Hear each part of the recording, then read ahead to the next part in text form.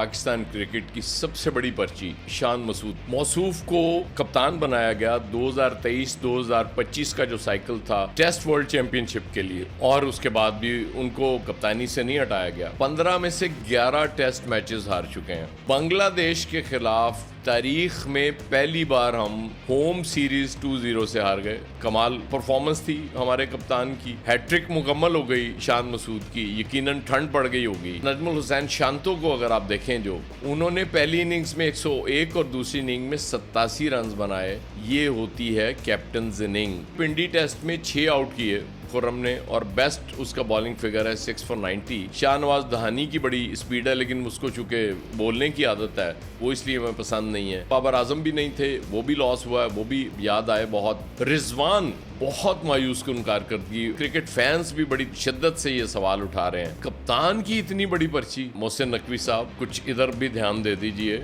थोड़ी क्रिकेट थोड़ी सियासत के साथ मैं हूं अयाज खान। दोस्तों, आज हम क्रिकेट पे बात करने जा रहे हैं। बात करेंगे पाकिस्तान क्रिकेट की सबसे बड़ी पर्ची शान मसूद के बारे में। क्या कमाल कप्तानी कर रहे हैं मौसूफ, इस पे बात करेंगे, और टीम सिलेक्शन पे बात करेंगे कि कौन से खिलाड़ी अचानक आ जाते हैं और कौन से अचानक गायब हो जाते हैं, और जो खिदमत हो रही है इस वक्त टेस्ट क्रिकेट की, आज हम उस पर फोकस करेंगे। बाकी चीज़ों पे हम बाद में बात करेंगे कि किस तरह से हमारी क्रिकेट के साथ हो रहा है। तो शुरू करते हैं शान मसूद की कप्तानी। मौसूफ को कप्तान बनाया गया 2023-2025 का जो साइकिल था टेस्ट वर्ल्ड चैंपियनशिप के लिए, और उसके बाद भी उनको कप्तानी से नहीं हटाया गया। मौसूफ का रिकॉर्ड इतना जबरदस्त हो चुका है कि अश करने को दिल करता है। 15 में से 11 टेस्ट मैचेस हार चुके हैं, और सिर्फ एक होम सीरीज जीते 2-1 इंग्लैंड के खिलाफ। वो कैसे जीते, वो आपको याद होगा कि वो मिस्ड फैंस बड़े बड़े आकिब जावेद साहब, जो हमारे सबसे बड़े क्रिकेट के साइंटिस्ट हैं, उन्होंने लगवाए, पिच तैयार की, टर्निंग ट्रैक बनवाए, और उस पर इंग्लैंड को ट्रैप किया, और 2-1 से वो सीरीज़ हम जीत गए।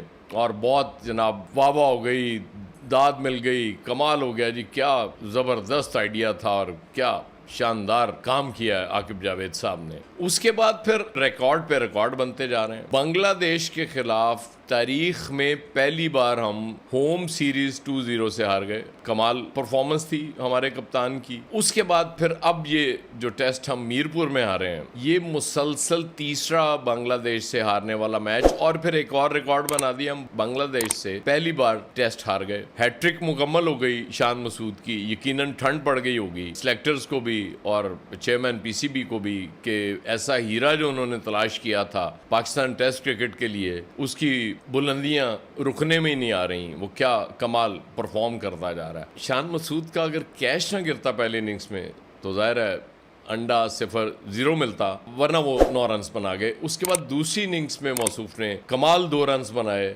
और पवेलियन लौट गए कि अल्लाह हाफिज। और नजमुल हुसैन शांतो को अगर आप देखें, जो बांग्लादेशी क्रिकेट टीम के कप्तान थे इस मैच में, उन्होंने पहली इनिंग्स में 101 और दूसरी इनिंग में 87 रन बनाए। ये होती है captain inning, leading from the front. इस तरह से कप्तान जब परफॉर्म करता है तो फिर टीम जीत जाती है, और वो हमने देखा भी। अब हालत ये है कि खुर्रम शहजाद एक बहुत आउटस्टैंडिंग परफॉर्मेंस रही बांग्लादेश के खिलाफ। जिस सीरीज़ की हम बात कर रहे हैं, उसमें पिंडी टेस्ट में 6 आउट किए खुर्रम ने, और बेस्ट उसका बॉलिंग फिगर है 6 for 90। एक स्टेज पे पिंडी टेस्ट में बांग्लादेश के 26 पे 6 आउट कर दिए थे खुर्रम शहजाद ने। खैर उसके बाद साउथ अफ्रीका और वेस्ट इंडीज का दौरा किया, साउथ अफ्रीका में भी 4 आउट किए एक मैच में। खैर वो अनफिट हो गए ऑस्ट्रेलिया में जाके, लेकिन फिर रिहैब के बाद वो फिट हो गए, लेकिन वो फिटनेस जाहिर है वो सिलेक्टर्स को नजर नहीं आई। उनको हसन अली दोबारा याद आ गए, और शाहीन शाह अफरीदी की स्पीड आपके सामने है। अली रजा अभी रिसेंटली पीएसएल में हैट्रिक की इस बच्चे ने। वर्ल्ड कप अंडर 19 और एशिया कप अंडर 19, जिसमें इंडिया के खिलाफ उसकी बड़ी शानदार परफॉर्मेंस थी, और वो हमें एशिया कप भी जितवाया उसने फाइनल में। उसकी स्पीड बड़ी जबरदस्त है। हैट्रिक जब उसने की, हसन अली को जिस बॉल पे उसने आउट किया था वो 149.1 थी। लेकिन खैर वो ये भी एक डिबेट है कि जो पीएसएल में स्पीड गन थी, शायद वो स्पीड ज़्यादा बता रही थी। इस पे भी बहुत डिबेट हो रही है, क्योंकि वहाँ हसन अली और शाहीन शाह अफरीदी की स्पीड भी को 140 प्लस नज़र आ रही थी, जो यहाँ पे 130 मुश्किल से हो रही है। मोहम्मद अब्बास की स्पीड पे भी बहुत बात हो रही है कि जी बहुत कम है, और रिजवान विकेटों के ऊपर खड़ा होके वो कीपिंग करता रहा, लेकिन अब्बास की क्वालिटी ऐसी ज़बरदस्त है। आपको अगर याद हो, हमारा बेस्ट स्विंग बॉलर माजी में रहा है बहुत रिसेंट पास्ट में, वो मोहम्मद आसिफ था। उसकी स्पीड भी इतनी होती थी 130, 132, 133 मैक्स वो कर रहा होता था, लेकिन क्या शानदार बॉलिंग करता था। और यही मोहम्मद अब्बास में क्वालिटी है कि मोहम्मद अब्बास एक ट्रू प्योर टेस्ट बॉलर है, जो नॉर्मली स्टॉक बॉलर्स होते हैं इस तरह के जो रन्स रोकते हैं और दूसरी तरफ से विकेटें ली जा रही होती हैं, लेकिन मोहम्मद अब्बास की क्वालिटी है कि वो 7 विकेटें भी ले रहे होते हैं और हमेशा टॉप ऑर्डर को आउट करते हैं। यही खुर्रम शहजाद में भी क्वालिटी है, लेकिन जाहिर है वो नज़रअंदाज हो गया। मोहम्मद अब्बास की दूसरी साइड पे अगर कोई स्पीडस्टर हो, तेज गेंद कर सकता हो, खुर्रम शहजाद जैसा, आमिर जमाल हमने, वो एक ऑलराउंडर भी है, उसको भी हमने इग्नोर कर दिया हुआ है। शाहनवाज दहानी की बड़ी स्पीड है, लेकिन उसको चूंकि बोलने की आदत है वो इसलिए हमें पसंद नहीं है, तो इसलिए उसको भी हम इग्नोर करते हैं। लेकिन जब आप सिंसेरिटी हो तो आप एक बॉलर को जब सिलेक्ट करते हैं, फिर उसको साथ लेके चलते हैं, उसको ग्रूम करते हैं, उसको ये कॉन्फिडेंस देते हैं कि यार तुम अब टीम में हो, तुम्हें निकाला नहीं जाएगा, फिर वो परफॉर्म करके देता है। फिर वो अगर परफॉर्म करके ना दे तो दूसरी बात है, लेकिन इस तरह से परफॉर्मेंस आती है। लेकिन सिलेक्टर्स पता नहीं कहाँ सोए रहते हैं, अचानक इनको याद आता है अच्छा टीम सेलेक्ट करनी और पकड़ो यार ये फलां प्लेयर को डालो और बस ठीक हो गया जी, हमने सेलेक्ट कर दिया टीम। अब इस टेस्ट में एक पॉजिटिव पहलू भी रहा है हमारे लिए, हमारे दोनों यंगस्टर अब्दुल्ला फजल और आजान अवैस। आजान सेंचुरी कर गया पहली इनिंग्स में। अब्दुल्ला फजल को मैंने देखा पहली इनिंग में थोड़ा सा वो नर्वस था टू बिगिन विद, लेकिन दोनों 50 छठा प्लेयर पाकिस्तान का बना जिसने अपने डेब्यू टेस्ट में दोनों इनिंग्स में 50 की। दूसरी इनिंग में बड़ा कमाल टेम्परामेंट नजर आया मुझे उसका, और यकीनन ये बेहतरीन पाकिस्तान के लिए दोनों यंगस्टर्स साबित हो सकते हैं। बात वही है कि इनको ये कॉन्फिडेंस दिया जाए कि भाई अब आप टीम में हैं, आपको निकाला नहीं जाएगा, जाएं अपनी क्रिकेट खेलें और सुकून से खेलें, कोई इशू नहीं है। एक और सिलेक्शन साजिद खान आप साथ लेके गए हुए हैं, ऑफ स्पिनर। आप देखें मेहदी हसन मिराज ने कैसी पहली इनिंग्स में 5 आउट किए, बड़े ज़बरदस्त बॉलिंग की, लेकिन वो एग्रेशन के बावजूद उसको नहीं रखा आपने। ठीक है, नुमान अली पे आपका ज़्यादा एतमाद है, लेकिन मेरे ख्याल में वो होता तो ज़्यादा बेहतर था। अब बांग्लादेश को एडवांटेज क्या मिल रहा है? नाहिद राना, जो जाहिर है ओडीआई सीरीज भी उसने हराई थी और उसकी चूंकि स्पीड ज़्यादा है, और हमारे बैट्समैन का मसला ये बन गया हुआ है कि ये जब नेट कर रहे होते हैं तो वो ये स्पीड है ही नहीं सामने।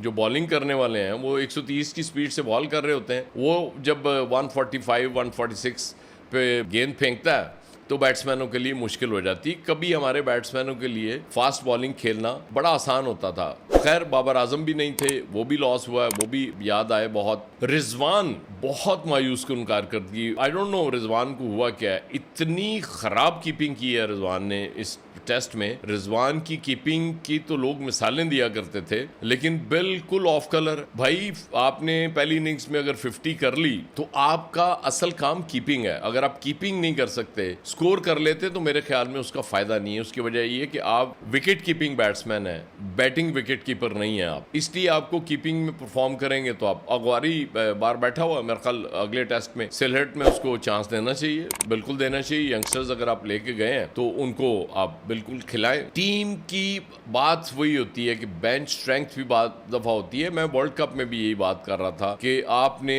अपनी बेंच स्ट्रेंथ को नहीं खिलाया, जिस वजह से हम मैच हारते जा रहे थे। तो जब तक आपकी तरतीब ठीक नहीं होती कि जिस प्लेयर ने जहां परफॉर्म करना होता है उसको रखना बड़ा जरूरी था। ये क्वालिटी इमरान खान में हुआ करती थी। इमरान को पता होता था कि किस पिच पे, किस सरफेस पे कौन सा बॉलर बेहतर परफॉर्म करेगा और वो उसको रखा करता था। अब बाबर के हवाले से बात हो रही है कि उसको किसकी जगह रखा जाए टीम में। आइडियली तो क्या ये पॉसिबल है? और ये क्रिकेट फैंस भी बड़ी शिद्दत से ये सवाल उठा रहे हैं कि क्या आप शान मसूद को बेंच पे बिठा सकते हैं? और यार अनफिट ही करा दो, उनको बहाना ही है ना कि ठीक है वो नहीं है, कप्तानी किसी और को दे दें। मैं ये नहीं कह रहा कि बाबर को दे दें आप, फिर आप कहेंगे कि पता नहीं बाबर की को बहुत ज़्यादा फेवर करता हूँ मैं।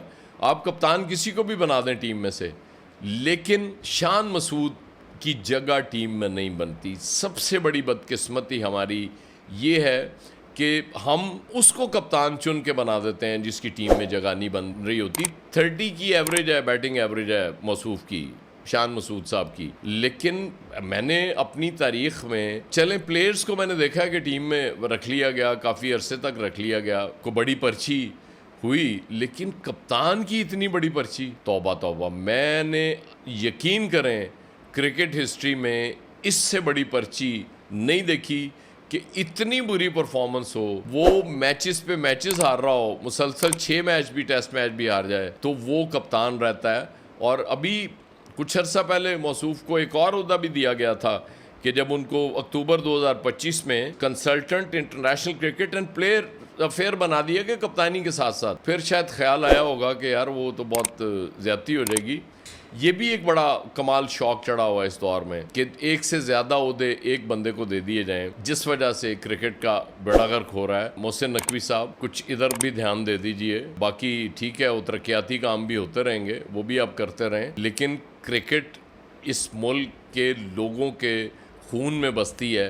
वो क्रिकेट की इस तरह से तबाही बर्दाश्त नहीं कर सकते। आपकी बड़ी मेहरबानी है कि ये जो आपने हीरे चुन के रखे हुए हैं सिलेक्शन कमेटी में भी, इनको फारिग करें और कुछ ठीक लोग लेके आएँ जो अच्छी सिलेक्शन कर सकें और पाकिस्तान क्रिकेट हम दोबारा वो मिसबाह उल हक के दौर में जा सकें कि जब उसने नंबर 1 टीम बनाई थी पाकिस्तान टेस्ट क्रिकेट में। तो उम्मीद तो नहीं है, सिर्फ ये है कि हम इनसे अपील कर सकते हैं कि इस तरफ ध्यान दें।